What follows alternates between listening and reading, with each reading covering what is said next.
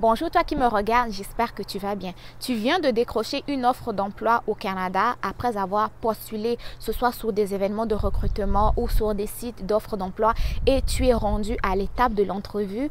Cette vidéo est justement faite pour t'aider à réussir ton entrevue ou ton entretien d'embauche avec un employeur canadien.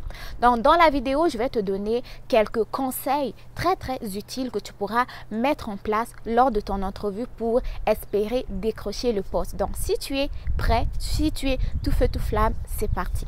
Donc, pour réussir une bonne entrevue, il va y avoir 3 étapes importantes à remplir. La première étape, c'est l'étape avant l'entrevue. L'étape avant l'entrevue, c'est le moment de pouvoir te renseigner sur l'entreprise. C'est quoi le nom de l'entreprise? Même si tu avais postulé et que tu le savais, c'est le moment quand même de te rafraîchir, ok? Rafraîchir tes connaissances sur l'entreprise. Donc, tu te renseignes une fois de plus sur l'entreprise.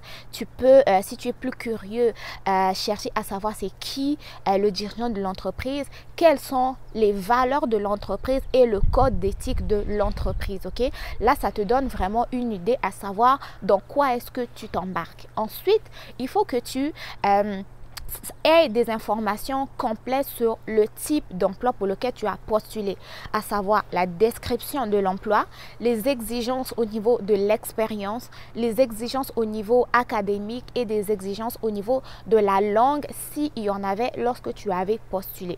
Une fois que tu as toutes ces informations, je pense que tu vas être quand même assez solide de pouvoir en discuter avec l'employeur s'il te pose des questions à ce sujet, à savoir qu'est-ce qui t'a intéressé ou qu'est-ce qui t'a attiré à postuler au sein de notre entreprise, qu'est-ce qui t'a attiré vers cette offre d'emploi et autres. Okay? Donc, c'est très important avant de pouvoir passer en entrevue d'avoir une vue d'ensemble sur l'entreprise et l'offre d'emploi sur lequel vous avez postulé.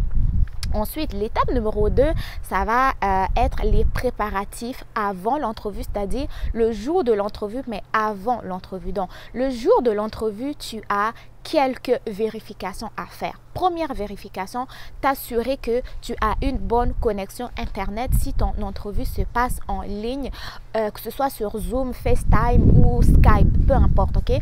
Tu t'assures d'avoir une bonne connexion Internet. Ensuite de ça, tu t'assures d'avoir du bon matériel informatique, c'est-à-dire un bon ordinateur, un micro qui fonctionne ou des écouteurs qui fonctionnent.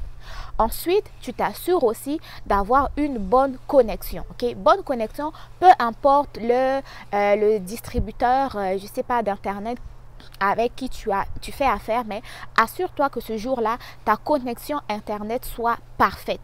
Pas de coupure pendant l'entrevue, rien, ok? Que tout soit nickel.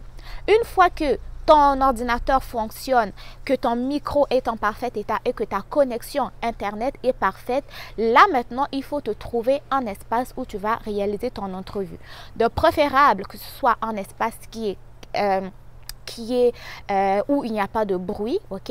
Un espace bien éclairé et un espace où tu es vraiment seul, ok? Pas d'interférence, pas d'enfant qui passe, pas de cousine, pas ta femme qui t'apporte un café pendant que tu es en entrevue, ok? Donc, vous pouvez le faire dans un bureau si vous en avez un ou même dans votre chambre bien éclairée où on ne voit pas quand même votre lit, mais dans un endroit calme, sans bruit et bien éclairé pour que tu puisses bien voir aussi ton interlocuteur et que ton interlocuteur puisse aussi bien te voir. Donc, pas de bruit pour avoir une meilleure communication et une meilleure compréhension.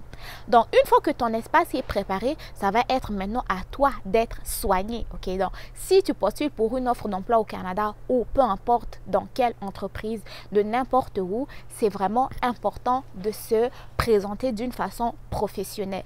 Ne viens pas pendant ton entrevue avec un t-shirt plein de ketchup ou un t-shirt plein de moutarde ou en camisole ou qu'on appelle cinglé des fois, mais viens vraiment avec une bonne chemise qui n'est pas froissée, même si tu n'as pas eu le temps de repasser, mais prends une chemise que tu avais bien pliée, ok, ou un t-shirt quand même assez professionnel, quoi. Donc, présente-toi en étant professionnel. Si tu as eu le temps de te coiffer, c'est tant mieux. Si tu as eu le temps de couper ta barbe aussi, c'est tant mieux, mais prépare-toi, ok? Donc, l'apparence aussi compte, hein? Les gens vont vous dire, oh non, c'est pas les compétences et tout. Avant qu'on puisse voir vos compétences là, c'est d'abord l'apparence. Okay, donc, reflétez une bonne image de vous. Soyez quand même bien préparé, bien présentable et bien propre lorsque vous allez passer en entrevue. Maintenant, une fois que tout ça c'est fait, c'est maintenant le moment de l'entrevue. Là, vous allez vraiment vous installer sous votre bureau avec une certaine aisance, une certaine sécurité.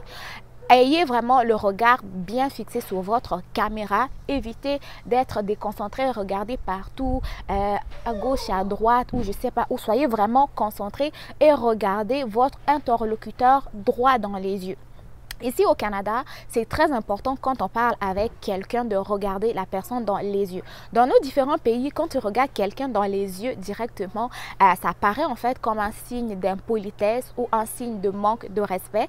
Mais au Canada, c'est important. Quand tu parles et que tu regardes quelqu'un dans les yeux, ça montre un certain intérêt, ça montre que tu es concentré et que tu es vraiment à l'écoute de ce que la personne te dit. Donc, c'est important de regarder votre interlocuteur dans les yeux quand vous lui parlez.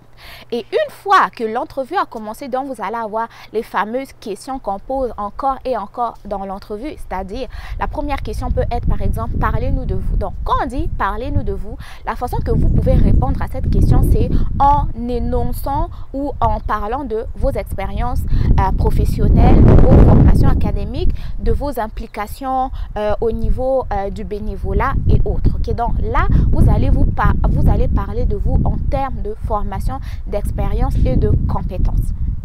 Ensuite de ça, il peut avoir une autre question, c'est-à-dire l'employeur peut vous demander parlez-moi de vos forces et de vos faiblesses. Au niveau des forces, vous allez parler par exemple de vos réussites, des réussites que vous avez réalisées au niveau de l'entreprise pour laquelle vous travaillez avant. Maintenant, au niveau des faiblesses, vous allez par exemple dire que vous êtes une personne qui est assez, comment on dit, assez impliquée dans son emploi au point que des fois le fait de ne pas réussir une certaine tâche peut vous causer soit du stress et de l'anxiété, du stress pardon, mais ça c'est pas du stress qui est négatif, mais c'est du stress qui est positif dans le sens où ce stress là vous pousse quand même à pouvoir vous améliorer. Donc en répondant de cette manière, vous montrez que vous êtes capable de transformer en fait vos faiblesses en force et que vous ne considérez pas en fait vos faiblesses ou vos compétences comme des échecs, mais plutôt des opportunités de pouvoir s'améliorer. Okay? Donc c'est de cette manière vite fait là que vous pouvez répondre à cette question. Il peut aussi vous poser la question à savoir qu'est-ce qui vous a intéressé à postuler sur cette offre d'emploi. Et c'est là que les renseignements que vous avez eu le temps de récolter au niveau de l'entreprise et au niveau de l'offre d'emploi, vous allez pouvoir les utiliser. Vous allez pouvoir dire, je me suis intéressé à votre entreprise parce que vous avez telle valeur, vous êtes impliqué dans telle action, vous avez réalisé tant de chiffre d'affaires et moi je suis une personne qui aime me dépasser, je suis une personne qui vise toujours le haut et je pense que travailler au niveau de votre entreprise, ça va me pousser à me challenger et à vouloir arriver plus haut quoi. Ok, donc vous pouvez expliquer ça. Ok, là je vous donne quelques réponses vite faites. Mais et il peut y avoir une autre question aussi où l'employeur peut vous demander, parce que vous savez qu'ici au Canada on travaille beaucoup en équipe, hein, on travaille vraiment en équipe. Il peut vous donner en fait une mise en situation. Par exemple, vous êtes en train de travailler avec un collègue et que votre collègue par exemple effectue une tâche comme il faut, ok, donc qu'il effectue une tâche selon les anciennes techniques alors que les techniques ont changé et qu'il y a des nouvelles façons de faire. Comment est-ce que vous allez réagir? Donc à cette question, comment est-ce que vous allez réagir, vous pouvez répondre de cette manière. Vous pouvez approcher assez facilement votre collègue, vous lui dire que oh, j'ai aimé ta façon de faire telle tâche, mais cependant il y a eu des mises à jour pour telle année, désormais on fait de cette manière là. Si tu veux, je peux te montrer ou sinon je peux te diriger vers la nouvelle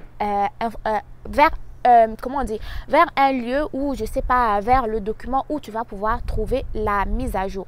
Donc là en fait Dans ce cas-là, vous allez dire que vous allez réagir de cette manière-là si vous connaissez votre collègue et que votre collègue est quand même ouvert aux critiques. Parce que nous savons qu'on a des collègues qui ne sont pas ouverts aux critiques ou qui sont ouverts, comment on dit, je dirais pas critiques, mais qui sont ouverts aux avis des autres. Mais si c'est un collègue qui n'est pas ouvert aux avis des autres, vous allez aller le dire à l'employeur pour qu'il puisse voir avec votre collègue, comment est-ce qu'il peut l'aider à avoir des nouvelles compétences avec la nouvelle façon de procéder. Mais si c'est un collègue qui est quand même ouvert aux avis des autres, vous pouvez lui dire directement ou lui dire « Ah, ça j'aime ça, mais tu sais quoi, j'ai découvert que désormais on fait de cette manière. » Donc vous y allez pas d'une façon agressive dans le sens où vous dites « Ah, mais on ne fait plus ça, c'est pas comme ça qu'on fait. » Ok, donc vous allez d'une façon où vous allez chercher quand même la collaboration de votre collègue. Ok, donc une autre question qui peut vous demander, où est-ce que vous vous voyez dans les 5 années à 10 années. Ok, vous savez que le domaine de l'emploi au Canada ou tous les secteurs d'emploi au Canada sont en constante évolution. Okay? Donc, vous ne pouvez pas vous dire que vous n'allez pas répondre plutôt que moi, dans les 5 prochaines années, je me vois toujours ici sur mon poste. Nanana, nanana. Non, là vraiment, c'est important de mettre carte sur table et d'expliquer vos ambitions. Dans quelques années, je me vois promu à un poste supérieur. Okay? Dans quelques années, je me vois peut-être promu au poste de directeur. Donc, démontrer que vous avez des ambitions, que vous avez la niaque de réussir et d'avancer. Okay? Donc, les employeurs aiment les personnes ambitieuses, aiment les personnes qui sont portées vers l'évolution, si je peux le dire de cette manière. Donc, les amis, c'était en gros quelques conseils que j'avais à partager avec vous concernant comment réussir son entrevue d'embauche au Canada. Je vous mettrai dans le lien en barre d'infos quelques questions encore avec des réponses plus complètes en barre d'infos si cela vous intéresse. Si vous voulez que je refasse encore une vidéo complète sur comment réussir son entrevue d'embauche, vous n'avez juste qu'à me le dire dans les commentaires. Sinon, je vous épingle aussi toutes mes vidéos que j'ai déjà fait sur le thème comment réussir son entrevue d'embauche juste sur cette vidéo. Donc, n'oubliez pas de me dire ce que vous en avez pensé dans les commentaires. N'oubliez pas de partager, de vous abonner, de liker. Et la seule façon de soutenir Alliance M Éducation, c'est en likant les vidéos, en vous abonnant et en partageant pour me montrer votre soutien et que vous appréciez mon travail. Donc, prenez soin de vous. Bon succès dans vos différentes démarches et je vous dis à très bientôt pour de nouvelles vidéos. Bye bye!